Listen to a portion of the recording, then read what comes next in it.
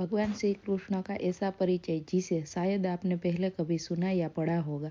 3228 ईस्वी सन पूर्ण श्री कृष्ण संवत में श्रीमुख संवत्सर भाद्रपद कृष्ण अष्टमी 21 जुलाई बुधवार के दिन मथुरा में कंस के कारागार में हुआ था।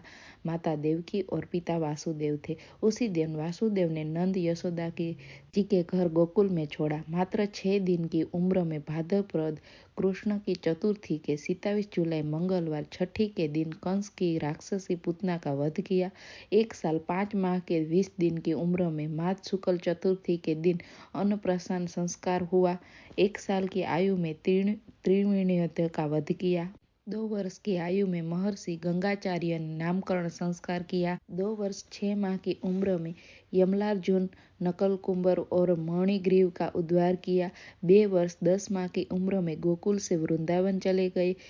4 वर्ष की आयु में वत्सासुर और वकासुर का नामक राक्षसों का वध किया। 5 वर्ष की आयु में अधासुर का वध किया। 5 साल की उम्र में ब्रह्मा जी का गर्भ भंग किया। 5 वर्ष की आयु में कालिया नाग का मर्दन और दावाग्नि का पान किया। 5 वर्ष 3 माह की आयु में गोपियों का चिरहरण किया। 5 साल 8 माह की आयु में यज्ञ पत्नियों पर कृपा की। 7 वर्ष 2 माह 7 दिन की आयु में गोवर्धन को अपनी उंगली पर धारण कर इंद्र का घमंड भंग किया। 7 वर्ष 2 माह 14 दिन का उम्र में श्री कृष्ण का एक नाम गोविंद पड़ा। 7 वर्ष 2 माह 18 दिन की आयु में नंद जी को वरुणलोक से छुड़ा कर लाए। 8 वर्ष 1 माह 21 दिन की आयु में गोपियों के साथ रासलीला की। 8 वर्ष 6 माह 5 दिन की आयु में सुदर्शन गंधर्व का उद्धार किया। 8 वर्ष 6 माह 21 दिन की उम्र में शंखचूड़ दैत्यों का वध किया। 9 वर्ष की आयु में अरिष्टासुर और केसी दैत्य का वध करने से केशव पड़ा। 10 वर्ष 2 माह 20 दिन की आयु में मथुरा नगरी में कंस का वध किया एवं कंस के पिता उग्रसेन को मथुरा के सिंहासन दोबारा 11 वर्ष की उम्र में अवंतिका में सांदीपनि मुनि के गुरुकुल में 126 दिनों में 6 अंगों सहित संपूर्ण वेद, गज शिक्षा, अश्व शिक्षा और धनुर्वेद कुल 64 कलाओं का ज्ञान प्राप्त किया। दैत्य का वध एवं 5वें जन्म शंखों का धारण किया। 12 वर्ष की आयु में उपन्य यज्ञोपवती संस्कार हुआ। 12 से 28 वर्ष की आयु तक मथुरा से जरासंध को 17 बार पराजित किया। 28 वर्ष की आयु में रत्नाकर सिंधु सागर पर द्वारका नगरी की स्थापना की एवं इसी उम्र में मथुरा में काल्यवन की सेना का संहार किया। 29 से 37 वर्ष की आयु में रुक्मणी हरण द्वारका में रुक्मणी से विवाह, मणि प्रकरण, जाम्बवती सत्यमामा एवं कालिंदी से विवाह, केकई देश की कन्या भद्रा से विवाह, मद्र देश की कन्या लक्ष्मणा से विवाह। इसी आयु में नराकासुर का वध, नराकासुर से कैद से 16,100 कन्याओं को मुक्त कर द्वारका भेजा। अमरावती में इंद्र से अदिति के कुंडल प्राप्त किया। इंद्र देवी देवताओं को जीत कर पराजित वृक्ष कल्प वृक्ष द्वारका लाए। नरकासुर से छुड़ाई गई 16,100 कन्याओं से द्वारका में विवाह किया।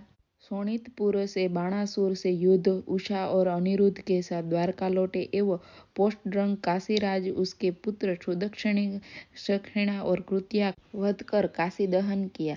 75 वर्ष 2 माह 20 दिन की आयु में जरासंध के वध में भीम की सहायता की। 75 वर्ष 3 माह की आयु में जरासंध के कारागार से 20,800 राजाओं को मुक्त किया। मगध के सिंहासन पर जरासंध पुत्र सहदेव का राज्याभिषेक किया। 75 वर्ष 6 माह 9 दिन की आयु में शिशुपाल का वध किया। 75 वर्ष 7 माह की आयु में द्वारका में शिशुपाल की भाई साल्व का वध किया। 75 वर्ष 10 माह 24 दिन की उम्र में प्रथम धूत क्रीड़ा में द्रौपदी चिरहरण की लाज बचाई। 75 वर्ष 11 माह की आयु में वन में पांडवों से भेंट सुभद्रा और अभिमन्यु को साथ लेकर द्वारका प्रस्थान किया। 89 वर्ष के माह 70 दिन में अभिमन्यु और उत्तरा के विवाह में बारात लेकर विराट पहुंचे। 89 वर्ष 2 माह की उम्र में विराट का राजसभा में कौरवों के अत्याचारों और पांडवों के धर्म व्यवहार का वर्णन करते हुए किसी सुयोग्य दूत को हस्तिनापुर भेजने का प्रस्ताव द्रौपद को सौंपकर द्वारका प्रस्थान। द्वारका में दुर्योधन और अर्जुन दोनों की सहायता की स्वीकृति। अर्जुन की सारथी कर्म स्वीकार करना किया देने के बाद महाभारत युद्ध में अर्जुन के सारथी बने। युद्ध में पांडवों की अनेक प्रकार से सहायता की। 89 वर्ष 4 माह 8 दिन की उम्र में अश्वत्थामा को 3000 वर्षों तक जंगल में भटकने का श्राप दिया एवं इसी उम्र में गांधारी का श्राप स्वीकार किया। 89 वर्ष 7 माह 7 दिन की आयु में धर्मराज युधिष्ठिर का राज्याभिषेक करवाया। 91 वर्ष 92 वर्ष की आयु में धर्मराज युधिष्ठिर के अश्वमेध यज्ञ में सम्मिलित हुए।